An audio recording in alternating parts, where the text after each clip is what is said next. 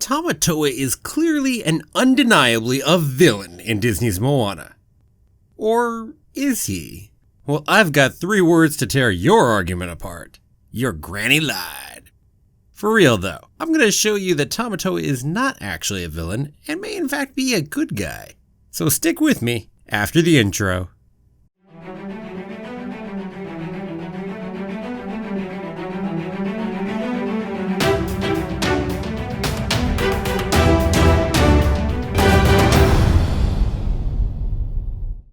Well, hello there. My name's Jeremy and welcome back to Freeform Disney, where I talk about all aspects of Disney, from the animated movies to the theme parks to Star Wars, Marvel, and Pixar, and the TV shows, and everything else in between. And that is why it's Freeform. And keep coming back every day for new daily content. If you're not subscribed yet, don't forget to hit that subscribe button. Today we're going to look at that poor, unfortunate soul, the misunderstood Tamatoa. Now, this is a movie whose main villain, Te Kā, was found to be a misunderstood villain and in fact was Te Fiti. So why should we think that she was the only misunderstood villain in the movie? Why is Tamatoa considered a villain? Well, let's see, he was going to eat Moana, he ate his own grandmother, he's got Maui's hook, and he's opposing Maui and stopping them from getting the hook. That kind of largely seems like it. I mean, there's some pieces about maybe he's just a monster and therefore monsters are villains by virtue of being monsters? Well, okay, let's look at those. First off, he was going to eat Moana. Well, first off, food is food, right? And hey, you're going to tell me, well, no, but Moana is a sentient being and he was going to go ahead and eat a sentient being. Well, humans eat sentient beings too. Heck, Moana herself has 2 sentient sidekicks, right? Both Heihei and Pua. Both a villager and Maui himself wanted to eat Heihei. Neither of them are villains. And the village clearly eats pigs just like Pua. Moana herself clearly loves eating pork, and even feels guilty about it looking at Pua. So eating sentient beings doesn't seem to be a problem for other characters. So it shouldn't be that big a problem for Tamatoa, right? Or we could always try to argue that it was a joke. Maybe it was a joke and he wasn't going to eat her at all. After all, he loves having people listen to his stories. Bit of a character. So who knows? Maybe it was a joke. But even if it wasn't, I don't think that makes him a villain any more than Maui is, or our villager who wants to eat Heihei, or Moana herself for going ahead and eating pigs. If they're not villains, neither is Tamatoa. Okay, what about eating his own grandmother? Well, off the bat, let's just comment that's cannibalism, and that's hardly a rare thing in other animals. And only in humans has it become as rare as it is in the relatively recent centuries. And if you look at coconut crabs, which Tamatoa is certainly based on, they certainly eat their dead brethren. And on some occasions they'll kill and eat other coconut crabs too, I grant. So most likely he just went ahead and ate his dead grandma, because why let good food go to waste? So that hardly makes him a villain right there. Okay, what about Maui's hook? After all, he stole Maui's hook, didn't he? Did he? Did he really steal Maui's hook? Because after all, Maui had been gone for 1,000 years before the movie starts. For all you know, Tamatoa could have waited for 500 years. Or maybe he put out a whole bunch of found notices and let people know that, hey, found this really cool hook that I'm pretty sure belongs to Maui. Hey, if anyone wants to claim this hook, I'm putting it out there. And maybe he gave it 50 years on the notice. Who's to say he didn't do any of those things? And frankly, certainly in our culture, if you were to wait an appropriate amount of time, you put out notices, most people would consider you to have been able to claim that and salvage that lost find, which is clearly something Tamatoa does. He grabs treasure from sunken wrecks. You see it all across his body. In the same kind of idea of salvaging lost treasures or things of that nature, same seems to apply to the hook, right? So he's certainly not a villain for having taken the hook.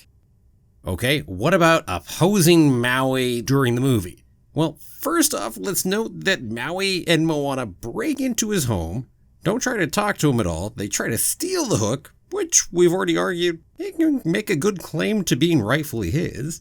And let's add on top of this that Maui ripped off Tamatoa's leg in the past, so they don't exactly have a good history here. So opposing Maui there does not look that bad when you consider that all in its own right. And one other piece. If we think that Tamatoa is bad because Maui must be good, Well, let's look at Maui for a second. Maui's not the most trustworthy source here. Maui is clearly a liar. He tricks Moana when they first meet. Moana even calls him a lying son of a bitch. Then later on, he shakes on a deal with Moana and immediately tries to renege on it by throwing her in the ocean.